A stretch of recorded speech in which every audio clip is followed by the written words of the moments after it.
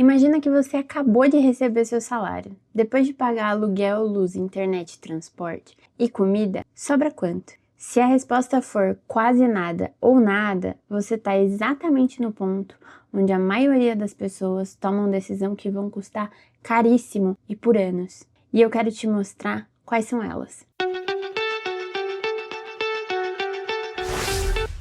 Oi pessoal, sejam muito bem-vindos a mais um vídeo aqui no canal. Hoje a gente vai conversar um pouco sobre algumas coisas que eu não faria enquanto eu não me estruturasse financeiramente. Levando em consideração que algumas delas eu fiz, até porque na vida a gente acerta e erra. Mas eu compilei tudo aqui, trouxe pra vocês verem. Não é um bicho de sete cabeças, muita gente aí, muitos gurus de internet falam sobre essas coisas, mas eu quero mostrar um ponto de vista diferente. Na verdade, o que eu quis dizer é que eu queria dar o meu ponto de vista. Mas antes de entrar nessa lista, eu preciso explicar o que eu quero dizer com estar estruturado financeiramente. Eu não tô falando de ser rico e nem nada do tipo.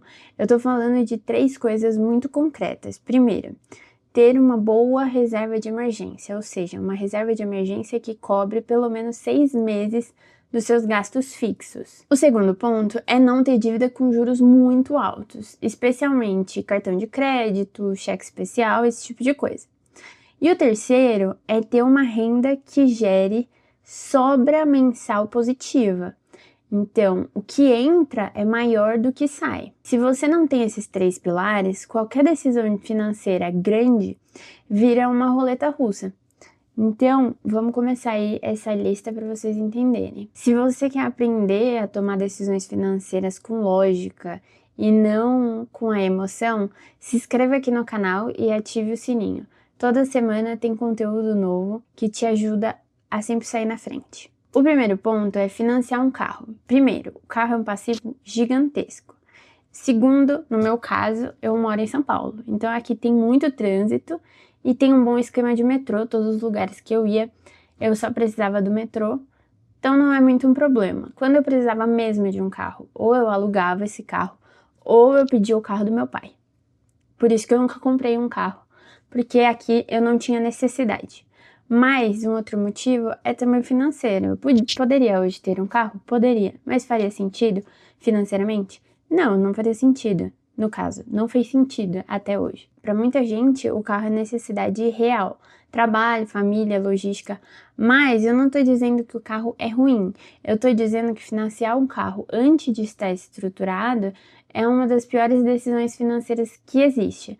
Vamos fazer uma conta aqui comigo. Um carro popular hoje é de 80 a 100 mil reais. 80 mil vamos considerar. 80 mil financiado em 60 meses, com taxa de juros de 1,8 por mês, ele gera uma parcela em torno aí de 2.200. No final, você paga quase 130 mil por um bem que vai valer menos de 50 quando acabar de pagar. E isso sem o IPVA, seguro, manutenção, combustível, que se somar tudo aí, passa de R$1.000 por mês. Ou seja, um comprometimento mensal de mais de R$3.000. É quase o rendimento médio inteiro do brasileiro. Se você não tem a estrutura financeira, esse é o tipo de compromisso que te prende a um ciclo onde você trabalha para pagar o carro e precisa do carro para ir trabalhar. Um outro ponto é que às vezes o carro é só um passivo. É diferente quando aquele carro te gera alguma renda. Não, ele não te gera alguma renda, é só um objeto de conforto. Se ele for um objeto de conforto, talvez abdicar ele por um tempo maior seja melhor para você se reestruturar ou se estruturar financeiramente. Mas, se ele é um objeto que te gera alguma coisa, um objeto ativo, nesse caso seria bom você pensar qual é o passivo e qual que é o ativo.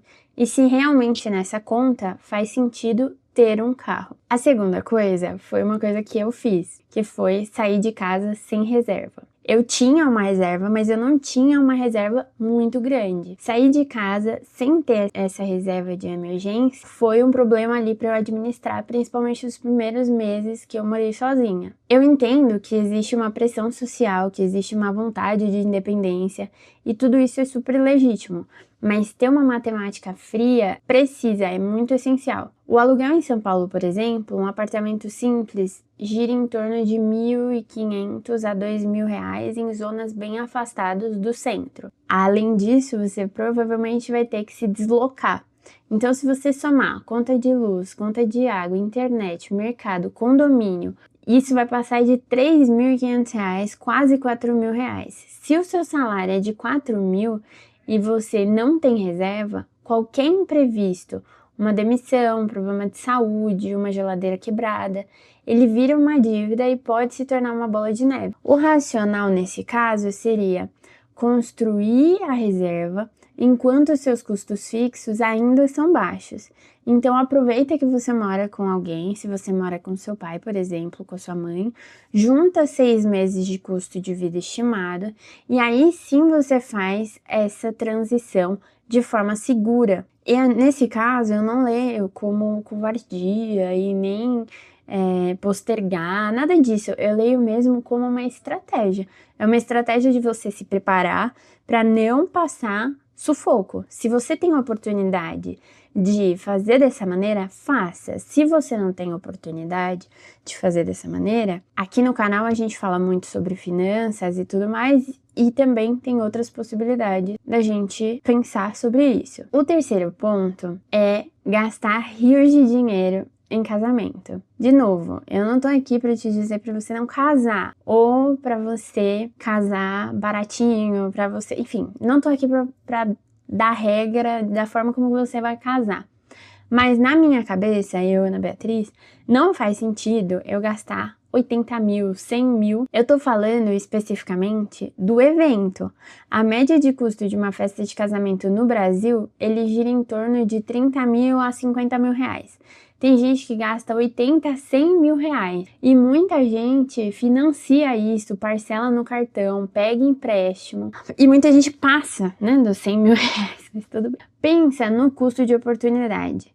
50 mil aplicados no CDB a 100% do CDI, que hoje rende perto de 14,75% ao ano, ele gera quase 7 mil de juros em 12 meses. Em 5 anos com reinvestimento, esse valor passa de 95 mil. A festa, ela dura uma noite. O investimento, ele vai durar décadas e o tanto que você conseguir deixar ele lá. Se você e seu parceiro não estão estruturados, parceiro, parceira, faça um evento um pouco mais simples, invista a diferença desse custo. Curtam o retorno composto desse custo juntos, viajando, fazendo outras coisas.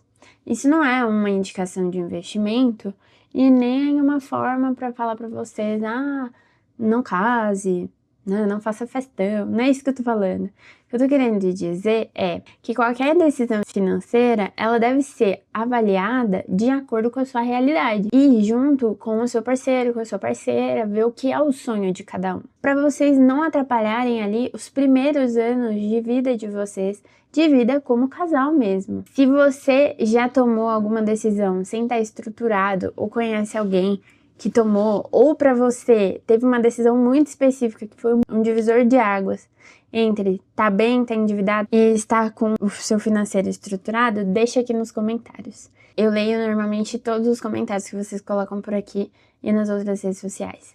Sobre o ponto do casamento, especificamente, eu não casei ainda, mas eu e o meu namorado, a gente tem um acordo que a gente não pretende fazer festão. A gente não pretende, enfim, casar na igreja, fazer aquele festão, fazer um monte de coisa. Não, a gente não quer isso. Porque a gente não tem necessidade nenhuma de mostrar e querer realmente. Isso nunca foi o meu sonho, nunca foi o sonho dele, então pra gente não faz diferença. E segundo, que essa festa seria pra outras pessoas, não seria pra gente, porque a gente mesmo nem curte tanto festa assim. Além do custo que eu conversei com vocês, que é um ponto que a gente leva em consideração, a gente tem outros objetivos mais importantes do que uma festa de casamento, existem essas coisas também. Não gostamos muito de festa e, além de não gostar muito de festa, nunca foi nosso sonho fazer uma festa desse tipo. O quarto ponto, eu já fiz. E ele é empreender usando o dinheiro que você precisa para sobrevivência. Então, abrir um negócio é um dos caminhos mais poderosos, assim, de construir riqueza. Mas as estatísticas, no Brasil principalmente, que a gente tem uma insegurança jurídica muito alta, e impostos muito altos, são brutais. Segundo o IBGE, 50% das empresas no Brasil fecham em até 3 anos. Se o capital que você usou para abrir era o dinheiro da sua reserva, do seu aluguel, da sua sobrevivência, você não está empreendendo. Na verdade, você está fazendo uma aposta, porque você não planejou para fazer isso.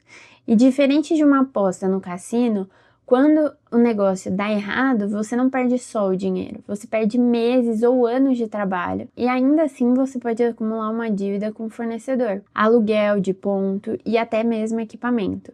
Então, a regra é: empreenda com o capital que você pode perder sem comprometer a sua vida.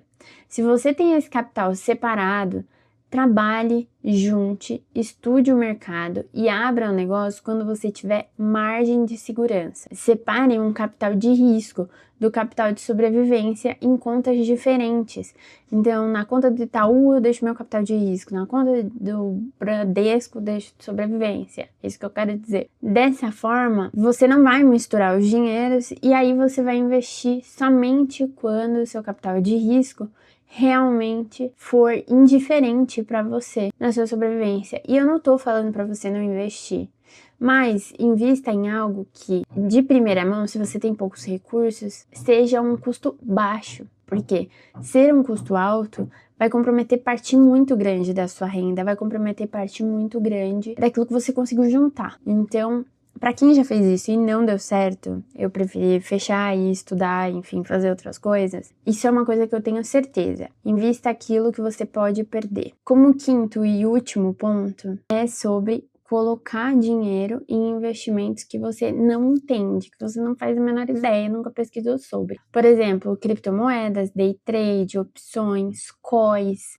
fundos com nomes bonitos que nem você sabe explicar, mas você investiu porque o fulano falou, o ciclano comentou e assim você foi. Enquanto você não ter a base, a reserva de emergência em renda fixa de liquidez diária, e isso não é uma sugestão de investimento, mas é para vocês entenderem o que eu quero dizer, normalmente a gente deixa a nossa reserva de emergência na renda fixa. Enquanto você não tiver isso, no Tesouro Selic, CDB e tudo mais, qualquer investimento mais complexo é um risco desnecessário. Você não tem necessidade nenhuma de correr risco no seu patrimônio e naquilo que você está construindo, sendo que a gente tem tanta informação disponível na internet, enfim, cursos, para que vocês possam errar menos nisso. Então, não invista naquilo que você não entende. Invista naquilo que você entende, naquilo que você pesquisou, naquilo que você estudou. Isso é muito importante. Não é empolgante. Eu acho que é empolgante e legal, mas não é uma coisa que vai te trazer uma sensação super de empolgação, de felicidade no primeiro momento, mas ao longo do tempo, investindo devagarinho, aplicando em lugares que você já estudou sobre, você já viu vários vídeos, que você já viu como funciona, você vai constituindo uma maturidade. E essa maturidade faz muito sentido, ela faz parte de um desenvolvimento pessoal mesmo que você tem com o seu próprio dinheiro. Ser maduro logo no começo é muito importante, você não vai perder tempo. Tem um outro vídeo aqui no canal que a gente conversou um pouco sobre é melhor o tempo ou a taxa.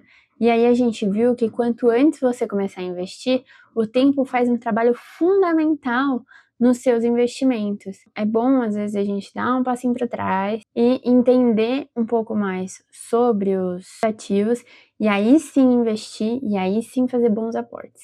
Abra uma conta numa corretora, aplique a reserva de emergência no ativo que você achar mais interessante, mas domine o básico, a ideia principal. Pra gente finalizar, esse vídeo foi mais para eu trazer aqui coisas que eu não faria e coisas que eu fiz e que eu não faria hoje. Mas financiar um carro, sair de casa sem reserva, gastar demais em casamento, empreender com dinheiro de sobrevivência, investir em coisas que eu não entendo, esses são os principais erros de quem está começando uma vida de investimento. É por isso que eu trouxe esse vídeo aqui. A hora errada é antes de ter os 3 pilares: a reserva de emergência, não ter uma dívida cara e uma sobra positiva mensal. E a boa notícia é que esses pilares, eles não dependem de ganhar muito ou de ganhar pouco. É lógico que isso influencia, mas não é isso que ele depende. Ele depende de organização, disciplina e principalmente paciência para você conseguir montar uma carteira sólida, uma carteira que dure e te traga retornos ao longo do tempo. E quando você chega lá, essas mesmas decisões passam a fazer mais sentido, porque aí você tem margem para absorver esse risco. O momento certo, ele não é aquele que você quer, ele é um momento que os números permitem, o que você precisa fazer.